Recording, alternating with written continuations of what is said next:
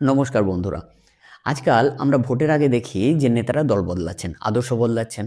শুধু নেতারা কেন, বুদ্ধিজীবীরাও ক্ষমতায় থাকলে চুপ করে থাকেন, কিন্তু ক্ষমতা গেলেই হঠাৎ তাদের মধ্যে প্রতিবাদ দেখা যায়। এই বিষয়টি নিয়ে আমরা পলাশী যুদ্ধের প্রেক্ষাপটে এই ভিডিওতে কথা বলবো। 1757 সালের 23 জুন পলাশীর মাঠে যুদ্ধ চলেছিল মাত্র কয়েক ঘন্টা, কিন্তু সেই কয়েক ঘন্টায় শুধুমাত্র একজন নবাব হারেননি, হার মেনেছিল পুরো বাংলা। আসলে সত্যি বলতে কি, সেদিন তলোয়ার ওঠার আগেই যুদ্ধ শেষ হয়ে গিয়েছিল। কারণ কি? কারণ যুদ্ধের সিদ্ধান্ত মাঠে হয়ইনি, হয়েছিল দরবারে।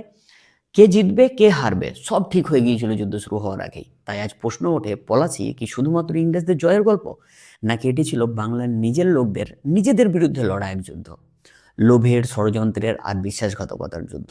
আর একটা প্রশ্ন, এই গল্প কি শুধুমাত্র 1757 সালেই থেমে গেছে, নাকি আজও চলছে, শুধু চরিত্র আর সময় বদলেছে? পলাশীর আগে বাংলা ছিল শক্তিশালী, শুধু ধনী নয়, আত্মবিশ্বাসীও।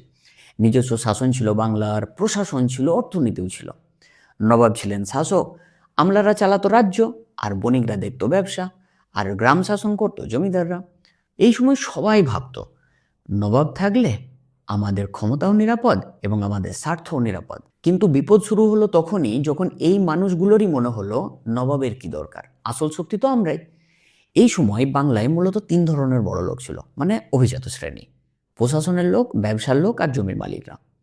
পলাশীর সবচেয়ে বড় ষড়যন্ত্রটা এসেছিল নবাবের নিজের লোকদের কাছ থেকে। মির্জাফর, মিরন, রায়দুর্লভ, রাজবল্লভ, নন্দকুমার, মীর কাসিম, এরা কেউ বাইরের শত্রু ছিলেন না। এরা সবাই নবাবের দেওয়া পদে বড় হয়েছিলেন, নবাবের দেওয়া জায়গায় শক্তিশালী হয়েছিলেন। কিন্তু তাদের চাওয়া দিন দিন বাড়তে থাকছিল। তারা ভাবছিল যে ইংরেজদের ব্যবহার করে নিজেরা ক্ষমতায় বসি, তারপর সুযোগ পেলে ইংরেজদের সরিয়ে দেবো। ইতিহাসে এরকম হয় না, ইতিহাসে সবসময় উল্টোটাই হয়। যাকে তুমি ব্যবহার করতে চাইবে সেই তোমাকে শেষে ব্যবহার করে নেবে। এবার আসি বাংলার সবচেয়ে ধনী লোকদের কথায়, বড় বড় ব্যবসায়ী: জগৎ শেঠ পরিবার, উমিচাঁদ, খোজা ওয়াজিদ প্রমুখ। তারা ভাবলো যে নবাব বদলালে কি যায় আসে, ব্যবসা তো চলবেই। এই ভেবে তারা ইংরেজদের পাশে দাঁড়িয়েছিল। কিন্তু কয়েক বছরের মধ্যেই সব হিসেব উল্টে গেল। বাংলার সমস্ত অর্থনীতি চলে গেল কোম্পানির হাতে, আর জগৎ শেঠ পরিবার ধ্বংস হয়ে গেল। অমিচাঁদ প্রতারিত হয়ে পাগল হয়ে গেলেন, খোজা ওয়াজিদ অপমান সহ্য করতে না পেরে আত্মহত্যা করলেন।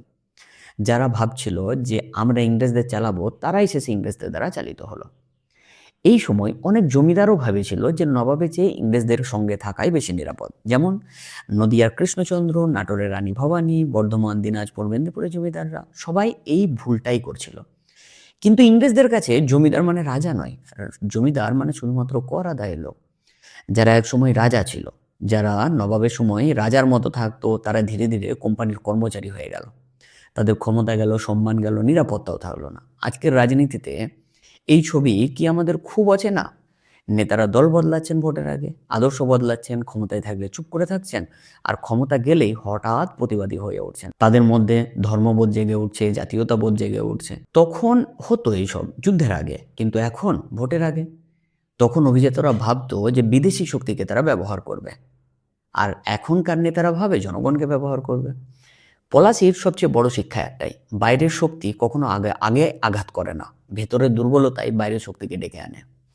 এবার আপনারা বলুন, আমরা কি ইতিহাস থেকে কিছু শিখছি, নাকি নতুন নামে নতুন মুখে আবার পলাশীর দিকে হাঁটছি? অনেক অনেক ধন্যবাদ পুরো ভিডিওটি দেখার জন্য। শেয়ার করুন যদি মনে হয় এই ধরনের ইতিহাস জানা আরও দরকার, আর কমেন্টে লিখুন এই বিষয়ে আপনার অভিজ্ঞতা।